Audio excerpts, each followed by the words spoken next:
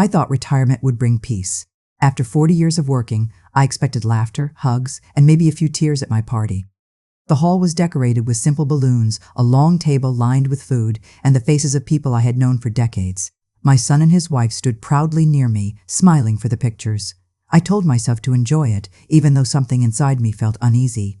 "Mom, raise your glass," my son said, holding his own high. "Before we continue, tell me, where are you watching from today? Drop it in the comments.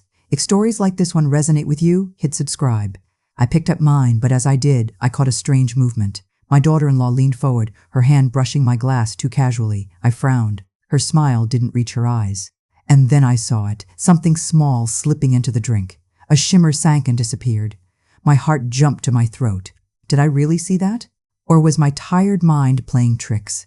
"Go on, Mom, everyone's waiting," she urged, her voice just a little too sweet. I forced a smile, my fingers tightening on the stem of the glass. My pulse hammered in my ears. If I was wrong, I would look paranoid. If I was right, I didn't dare finish that thought. I laughed nervously and leaned toward my son. "Switch with me, yours looks fuller," I teased, trying to make it sound playful. He chuckled. "Always trying to cheat me out of more, aren't you?" He swapped them without hesitation.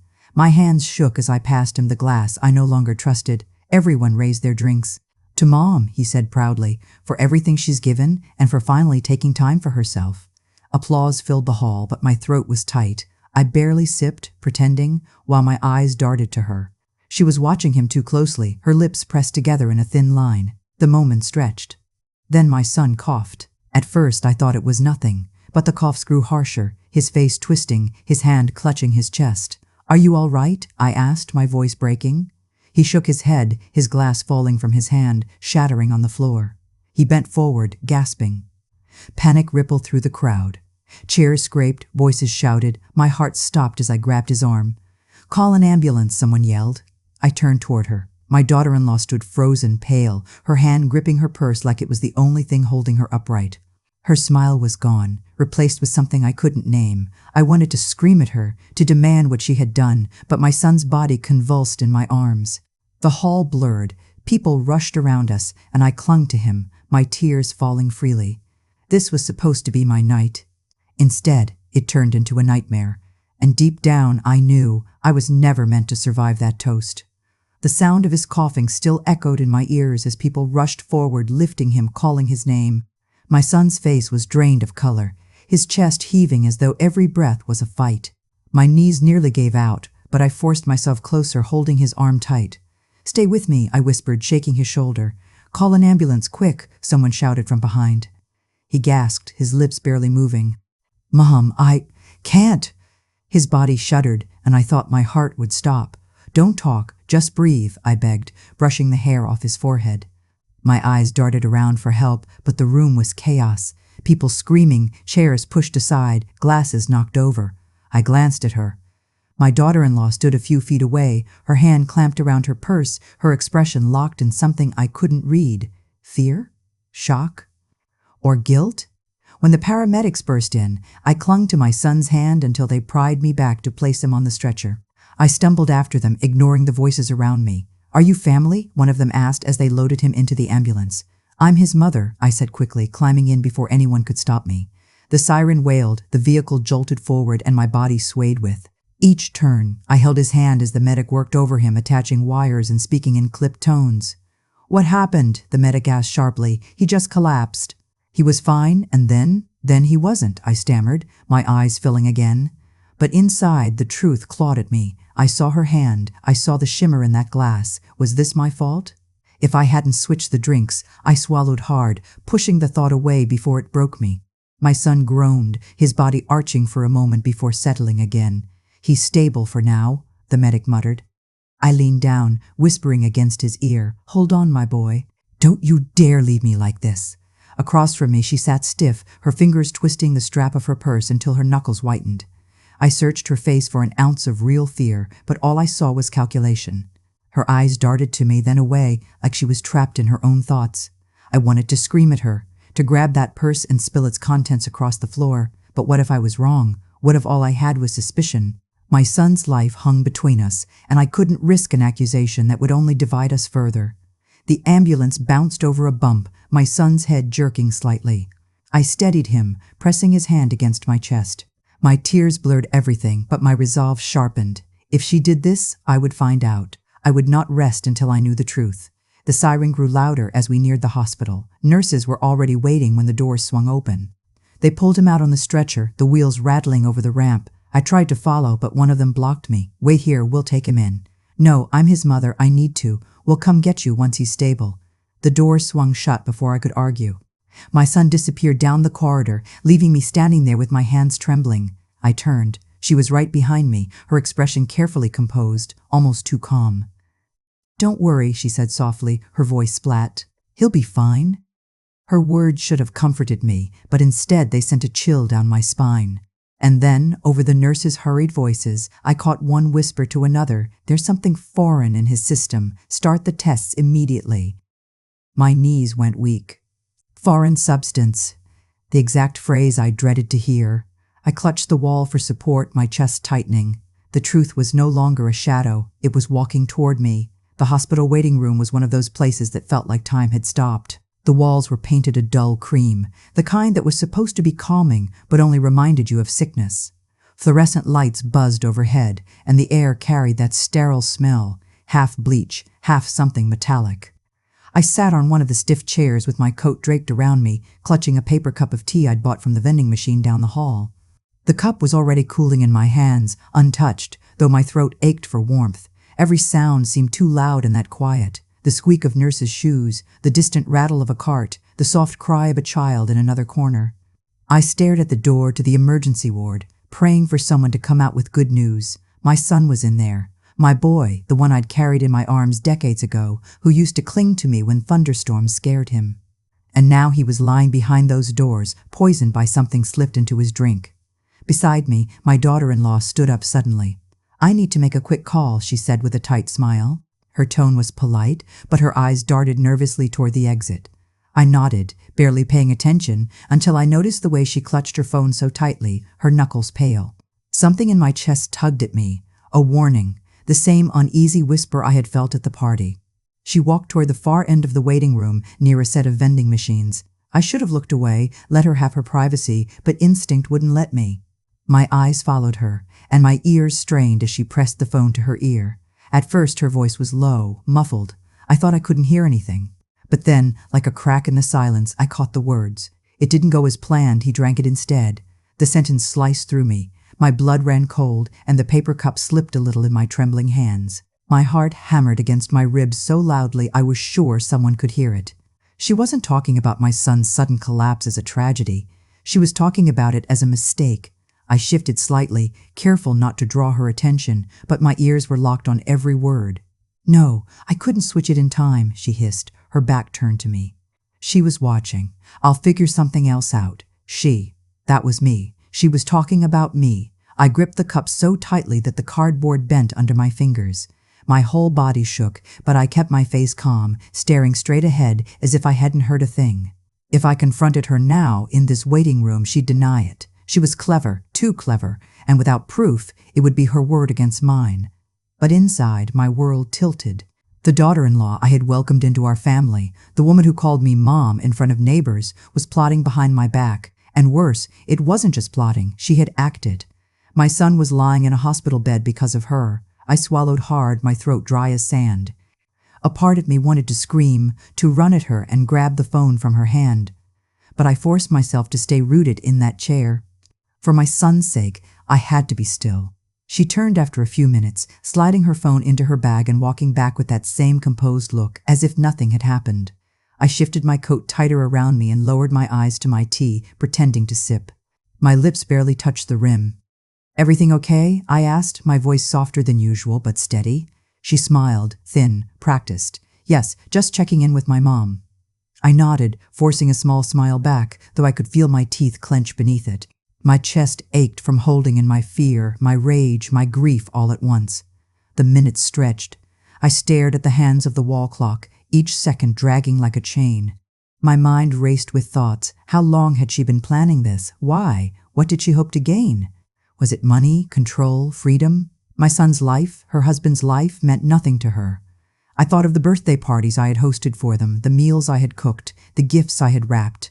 I thought of the nights I had watched them laugh together in the living room. Was all of it a lie?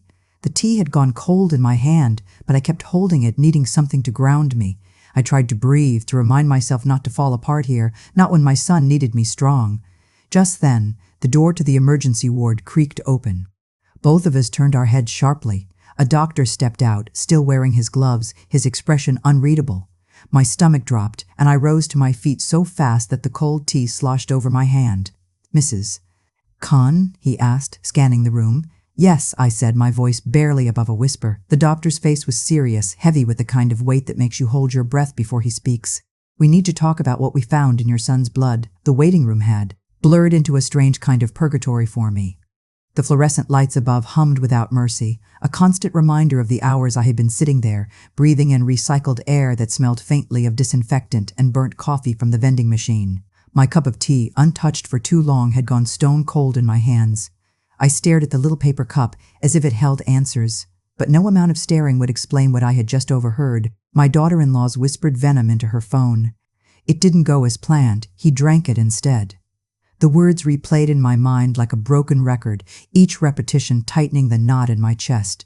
I didn't know how much longer I could sit still before my body betrayed me, before the shaking in my hands gave me away.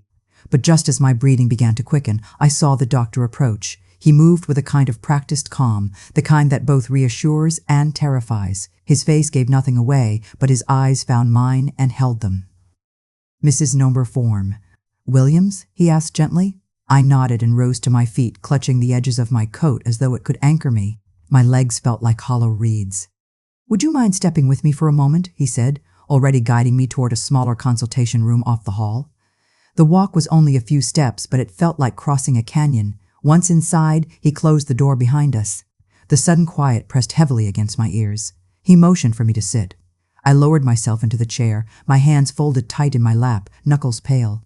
The doctor remained standing for a moment, studying a clipboard before he finally sat across from me. His voice, when it came, was calm but deliberate. "We found something unusual in your son's blood work." I swallowed hard. "Unusual?" "Yes." He leaned forward slightly. "We detected traces of a strong sedative. It's not a medication he was prescribed, nor would it be administered here." The words landed like a blow. My ears rang. For a moment, the room tilted, and I had to grip the armrest of my chair. "A sedative?" I managed. My voice sounded foreign, distant. He nodded. "This particular compound isn't something you'd find by accident. It had to have been ingested. Do you know of any reason your son might have taken something like that?" My mind flashed back with painful clarity. The shimmer in my glass, the subtle switch of cups. The way my daughter-in-law's hand lingered, casual yet calculated. My son coughing, his face paling. I pressed a trembling hand to my mouth. It wasn't meant for him," I whispered before I could stop myself. The doctor's brows knit. "I'm sorry?" I shook my head quickly, pulling my coat tighter around me. My thoughts spun in chaos, but one truth cut through the fog. It should have been me lying unconscious, not him. "I asked if it could have been accidental," I said, forcing steadiness into my voice. "Could it have gotten into his system some other way?" The doctor's reply was firm, leaving no room for doubt. "No, ma'am. This was deliberate. Someone gave this to him." The silence between us grew heavy. I could feel my pulse in my temples, a relentless pounding that made it hard to breathe. Deliberate.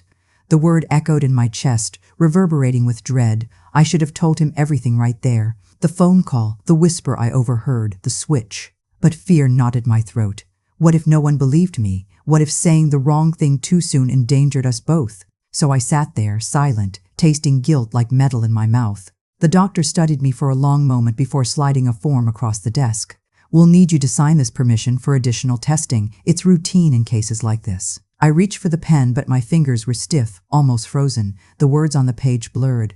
I forced myself to sign, my handwriting jagged and shaky.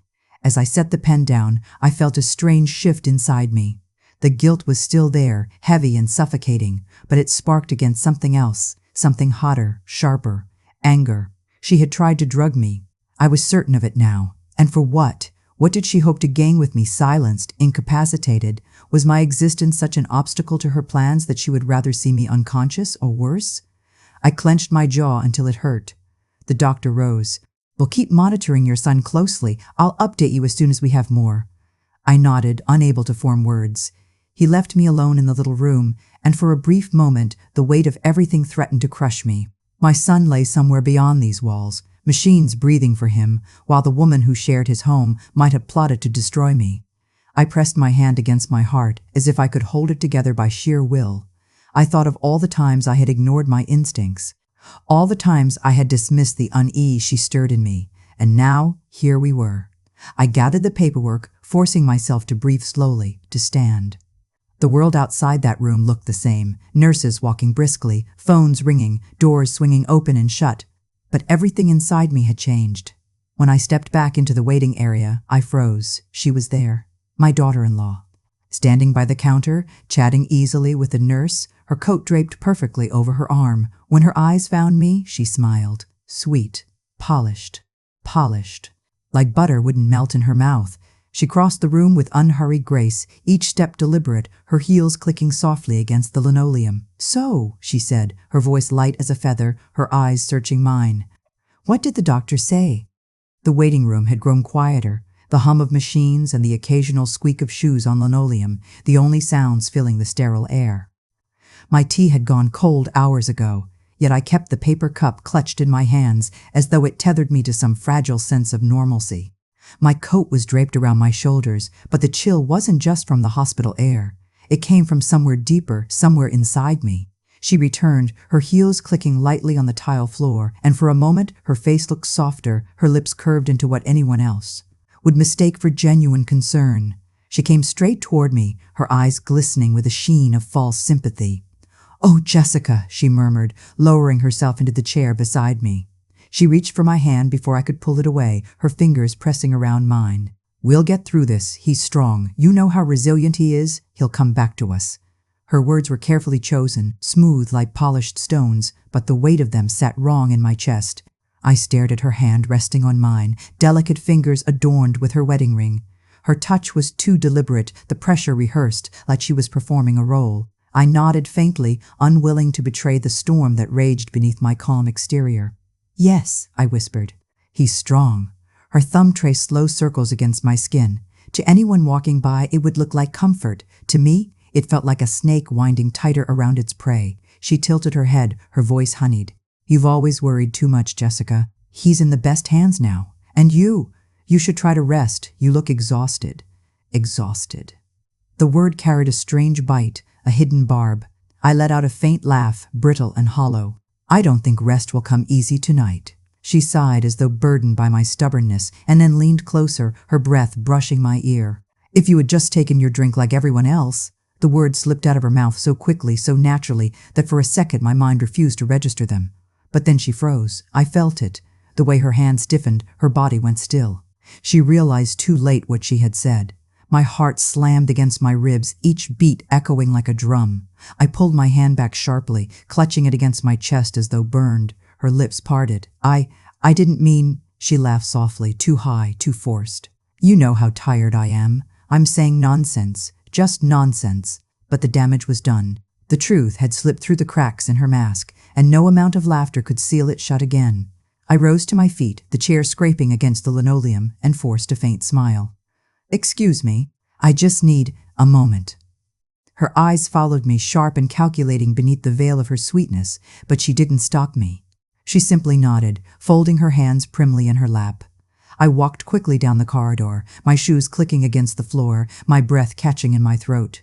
I didn't stop until I found the nearest restroom. The door swung shut behind me, and I turned the lock with trembling fingers. For a moment, I stood frozen in the small, sterile room, the faint scent of disinfectant burning my nose. My reflection in the mirror was pale, eyes wide with terror, lips pressed into a thin line. I staggered toward the sink, gripping the cool porcelain as if it were the only solid thing in my world. My hands shook violently. I turned on the faucet, letting cold water rush over my fingers, over and over again, as if I could wash away the echo of her words. "If you had just taken your drink," I splashed water against my face, droplets clinging to my cheeks and dripping into the collar of my blouse. My breaths came in short, shallow bursts. There was no denying it anymore. She had meant for me to be the one drugged, the one lying unconscious in that hospital bed. My son had been caught in the crossfire of a plan that wasn't his to bear. But why? My mind raced, darting from one possibility to the next. My pension? My small cottage? Perhaps the savings tucked away after decades of careful living. Or was it something darker, more twisted, a reason I could not yet grasp? I stared at myself in the mirror, gripping the sink tighter, my knuckles white. For the first time, I saw the fury in my own eyes. Fear still coiled in my chest, yes, but alongside it was something sharper, stronger. She had wanted me silent, removed, erased. But I was still here. A knock rattled the door. My heart leapt, but then a gentle voice called through the wood. "Ma'am? Jessica?" It was a nurse. I swallowed hard, wiped my face quickly with the rough paper towel, and unlocked the door. The nurse stood there, kind eyes soft behind her glasses. "Your son," she said, her voice gentle but urgent. "He's regained consciousness. And he's asking for you." For a moment the world seemed to tilt, my breath catching in my throat. My son, awake, asking for me. I pressed a trembling hand against my chest, forcing back the tears that burned behind my eyes. The time for answers was coming, and with it, perhaps, the unraveling of everything. I shouldn't have touched her things. I knew it. The thought gnawed at me as my trembling fingers unfastened the clasp of her purse. But something inside me whispered that I had no choice. I opened it slowly, my heart pounding in my chest. Lipsticks, a small wallet, scattered receipts, and then I saw it. A folded, empty packet tucked between tissues at the very bottom. My breath caught. Sedatives. The same kind the doctor had warned us about. My throat tightened. My son had trusted her. We had all trusted her. And here it was, the proof that something was terribly wrong. I slipped it into my own handbag, careful not to crinkle it too loudly. My hands were slick, shaking so badly that I almost dropped it. "Looking for something?" Her voice. I froze. Slowly, I turned. She stood in the doorway, one eyebrow arched, her arms crossed as if she had caught a thief. I forced a smile, just adjusting the chair. "It keeps sliding when I lean back." Her eyes didn't move. They pinned me, sharp and unblinking. "You seemed very busy." I set my hands flat against the armrest, praying they wouldn't betray me with their trembling. "I get restless waiting here all day." Thought I'd tidy a little. The corners of her mouth twitched, not quite a smile, more of a warning. "You don't need to concern yourself with my things. I know where everything is." I nodded slowly. "Of course." For a moment, we simply stared at each other. The air between us was heavy, charged. My heart drummed so loudly I feared she could hear it. Finally, she stepped inside, closing the door behind her. "You seem unsettled." I swallowed hard. "I'm just tired." Her gaze swept over me, calculating. "You've been acting strange." I met her eyes, forcing my voice steady. "Strange, fidgety, distracted, whispering things to yourself." Her tone dripped with false concern. "Maybe all of this has been too much for you." The urge to snap back burned on my tongue, but I bit it down. I couldn't show her fear. Not now. "I'm managing," I said softly. She tilted her head. "Are you sure?" I forced a small laugh. "I'm not as fragile as you think." Something flickered across her face, irritation, quickly masked by a sweet smile. "Good, because we all need to stay strong. For the family." She placed her purse on the table, deliberately, as though daring me to look again. I clenched my fists in my lap. I had what I needed already. I just had to stay calm. "Shall I get you some tea?" she asked, her voice falsely gentle. "No, thank you." She studied me for another long moment, then shrugged lightly and left the room, her heels clicking down the hallway. The instant she was gone, I exhaled, my chest aching with the release of air I hadn't realized I was holding. I touched my handbag, feeling the hard edge of the evidence inside, my proof. But with proof came danger. That night, I lay awake replaying her stare. Those eyes, sharp, suspicious, almost triumphant. She knew. She had to know. I whispered into the darkness, "She won't break me. She won't." The words steadied me, if only for a moment. Morning arrived too quickly. I stepped into the kitchen where the family had gathered. She stood near the stove, serving coffee, her voice bright and cheerful. "Good morning," she said sweetly, glancing at me. Then, to the others, her tone shifted. "I'm worried about her." My son looked up. "What do you mean?" She lowered her voice just enough to sound concerned, but not so soft that I couldn't hear. "She's been acting different, forgetful, strange. Last night I found her wandering around, fiddling with my things." My son's brow furrowed. "Mom?" All eyes turned to me. Heat rushed to my face. My hands trembled under the table, but I curled them into fists, forcing them still. "I was not wandering," I said firmly, "and I didn't touch anything." She gave me a pitying look. "It's all right. I understand. Stress can make us confused." The room felt smaller, closing in. My son hesitated, torn between us. "I'm not confused," I said, my voice shaking but strong. "I know exactly what I'm doing." Her smile widened, sweet as poison.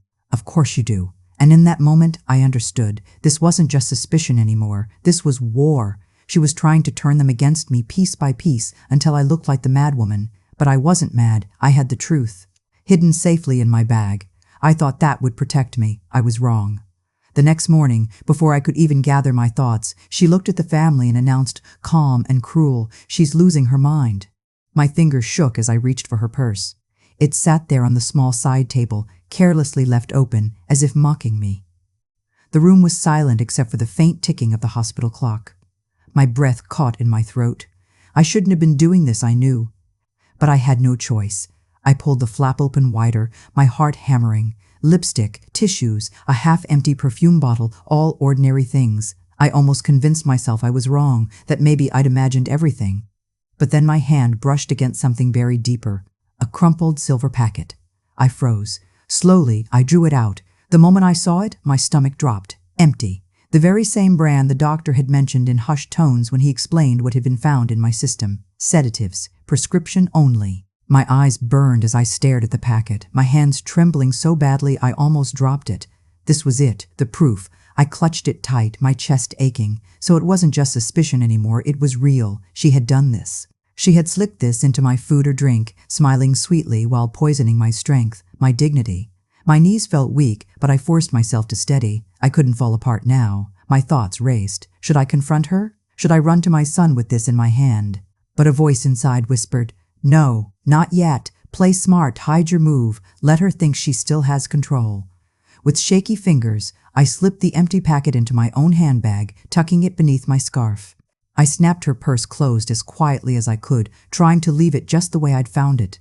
My breath came shallow, every second stretching like an eternity. And then, looking for something? Her voice cut through the silence like a knife. I turned. She was standing in the doorway, leaning against the frame, her arms folded. Her lips curled ever so slightly, not quite a smile, more like a warning. Her eyes glinted with suspicion, sharp and unblinking. My heart raced so violently I thought it would give me away. But I forced my face into a calm mask, smoothing my cardigan as though I'd been doing nothing more than adjusting the chair. "No," I said softly, willing my voice not to crack.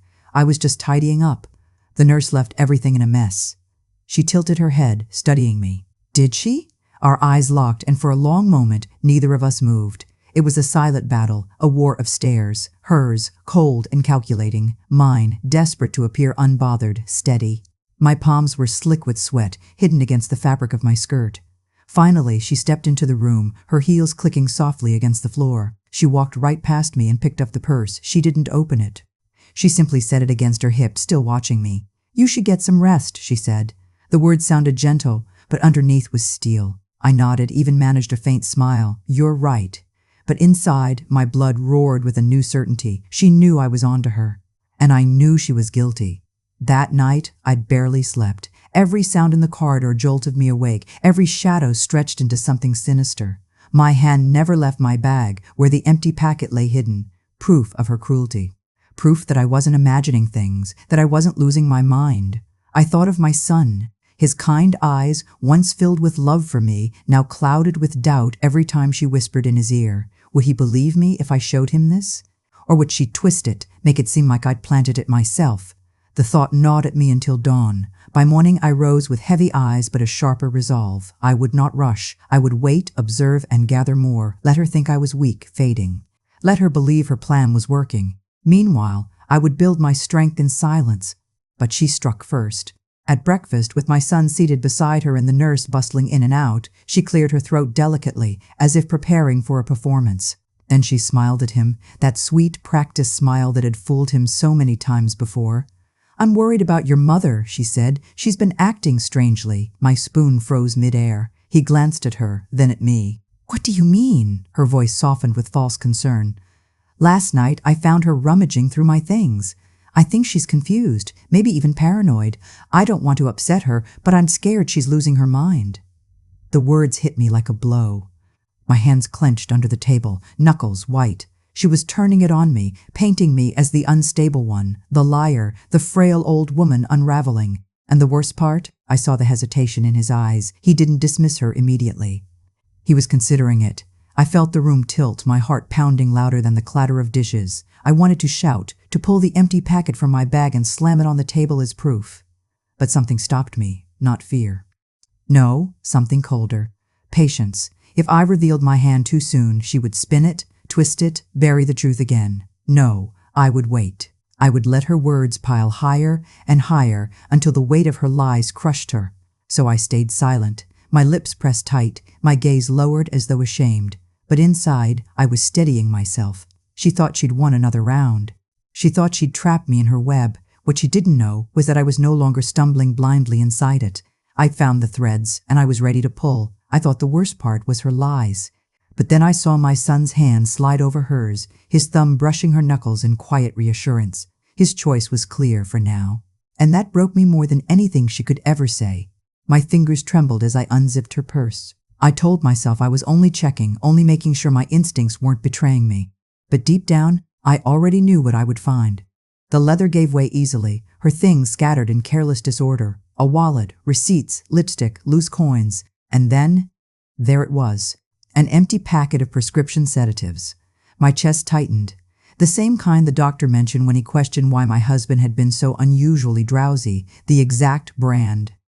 The proof I had been desperate for. I whispered under my breath, "Dear God." My hand shook as I slipped the packet into my own handbag, pressing it deep between a folded scarf. The evidence burned against me, heavy with truth. Looking for something? Her voice cut through the silence like a blade. I froze.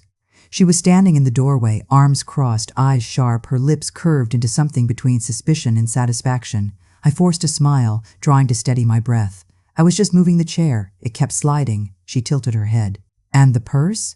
I glanced at it, open on the bed. My stomach churned, but my face remained calm. It fell when I shifted the chair. I was about to close it. Her eyes narrowed. A silence settled between us, thick and heavy. She didn't believe me. I could see it. She studied me, searching for a crack in my expression.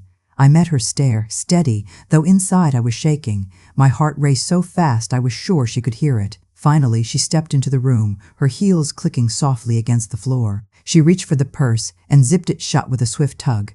Then she looked at me again, her smile tight, rehearsed. "You seem nervous," she said quietly. I laughed faintly, though my voice wavered. At my age, I'm always a little shaky. "Nothing new." Her eyes lingered on me. "Of course." I lowered myself into the chair, folding my hands on my lap as if I had nothing to hide. Inside, my mind screamed. She knew. She didn't have proof, but she knew, and that meant I had to be careful. Very careful. She turned to leave, pausing at the door. "You should rest, Mother. Worrying too much isn't good for you." Her words dripped with poison. A warning. As soon as she left, I exhaled, my hands clutching the arms of the chair so tightly that my knuckles turned white. I had the evidence. But evidence was useless if she destroyed me before I could use it. I whispered, "Hold steady. Don't let her win." That night, sleep refused to come. Every creak of the house, every shift of the shadows felt like her eyes were on me. I kept touching the scarf in my bag, reassuring myself the packet was still there. My proof. My shield. By morning, I thought perhaps the worst had passed. Perhaps she would stay quiet, pretending nothing had happened. But when the family gathered in the living room for tea, she made her move. She stood casually near the window, her voice sweet but loud enough for everyone to hear. "I'm worried about Mother. She's been different." My son looked up, frowning. "Different how?" She pressed a hand to her chest, feigning concern. "She talks to herself, wanders at odd hours. Last night, I found her rifling through things that weren't hers." My throat closed. My son's eyes shifted to me, searching. I shook my head quickly. "That's not true." She cut me off, her tone calm, measured. "I think she's losing her mind." The room fell silent. Her words hung in the air like a noose tightening around my neck. I wanted to scream, to tell them about the packet, about the truth I now held in my bag. But I couldn't, not yet. If I revealed it now, she would twist it, turn the blame back onto me. So I sat there, silent, with every eye on me. My son looked uncertain, his brows knit. My daughter-in-law's hand rested gently on his arm, as though she were the picture of a caring wife. Inside, I was burning. She thought she could strip me of my dignity, paint me as unstable, erase my truth. I forced a steady breath and lifted my chin. "I see," it was all I said, nothing more. But inside, I promised myself, this is war. She thinks she can break me. She doesn't know me at all. My hands trembled as I slid my fingers into the side pocket of her purse. Every sound in that silent hospital room felt louder.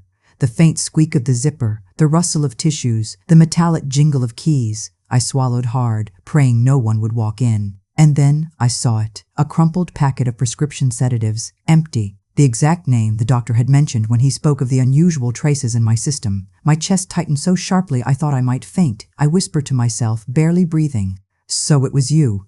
I slicked the packet into my handbag, pushing it deep beneath my folded scarf.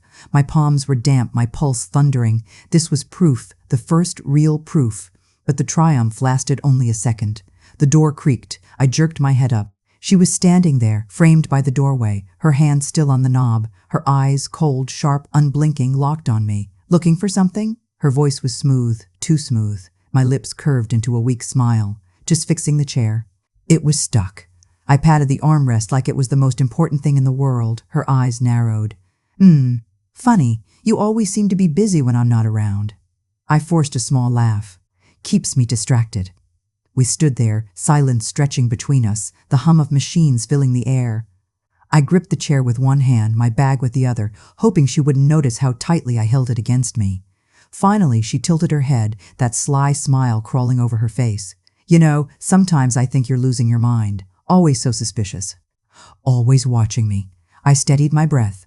"Maybe I just pay attention." Her eyes flickered. Just for a second, her mask slipped, but then she stepped closer, lowering her voice. "Be careful with that, Mother. People might start thinking you've gone senile." And then she let her words trail, her smirk finishing the threat. I clenched my jaw, refusing to look away. "Or maybe people will start noticing the truth." Her smile faltered. She studied me for a long moment before walking over to the windowsill, adjusting the curtain as if nothing had happened. "You should rest. Stress isn't good for women your age." The words cut deep, but I refused to give her the satisfaction of seeing me break. I sat down slowly, forcing calm into my voice. "You always seem so worried about me, almost too worried." She turned, leaning casually against the wall. "That's because I care." I met her gaze. "Care can be shown in many ways." The corner of her mouth twitched. She didn't reply. We stayed like that, two statues locked in a silent war. My hands shook beneath the blanket draped across my lap, but my eyes didn't waver. Finally, she exhaled, soft and slow. "Dinner's in an hour. Don't be late." She slipped out, closing the door behind her. The moment she was gone, I released the breath I'd been holding. My whole body sagged. The sedative packet pressed against the fabric of my bag like a heartbeat. My proof, my weapon. But fear crept in just as quickly as relief. What if she had seen me? What if she already knew? I whispered, "God help me." I leaned back, my mind racing. For months I had doubted myself, second-guessed every thought. Was I paranoid? Was I imagining the coldness in her voice, the bitterness in her smiles? But this packet, this little empty packet, said otherwise. I thought of my son. His tired eyes, his voice when he told me, "Mom, you're overthinking again." Would he believe me now, or would she twist it before I even had the chance? The doorknob rattled again. My heart leapt. But it was only the nurse, bringing in fresh water. She glanced at me. "You all right? You look pale." I forced a smile. "Just tired." She nodded and left, her shoes tapping down the hallway. I sat there in the dim light, my fingers brushing the edge of my bag. I had something she couldn't explain away. But I also knew she wouldn't let me win so easily. The thought made my stomach clench. She was dangerous, and now she might suspect I knew. I whispered into the empty room, "This isn't over," and I was right. The next morning, as I walked into the kitchen, everyone was already gathered. My son, my grandchildren, even the neighbors who had dropped by. She stood at the center, her face full of false concern. She turned to them, her voice dripping with pity. "I think we need to talk about Mother. She's been different lately, forgetful, acting strangely. I'm afraid she might be losing her mind." Every pair of eyes turned to me. My knees almost gave out.